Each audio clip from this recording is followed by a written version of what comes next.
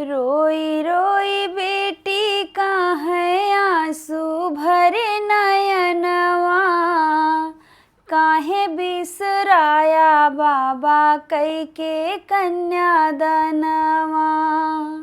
रोई रोई बेटी का है आंसू भरे नयनवा, काहे बिसराया बाबा कई के कन्यादानवा।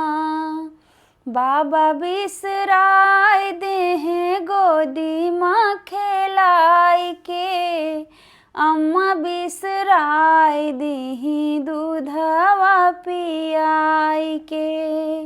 बाबा बिसराय देहे गोदी माँ खेलाई के, अम्मा बिसराय दीही दूधवा पियाई के।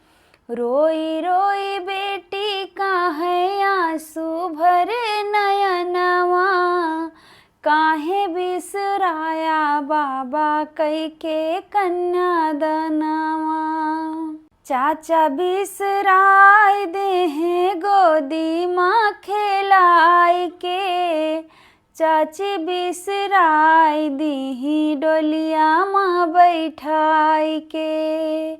चाचा बिसराय देहे गोदी माँ खेलाई के, चाची बिसराय दीही डोलिया माँ बैठाई के।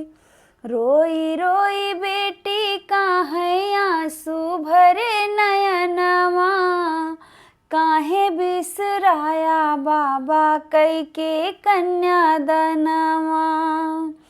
भैया बिसराय देहे रखिया बनाई के, भाभी बिसराय दीही सथवा छोड़ाई के।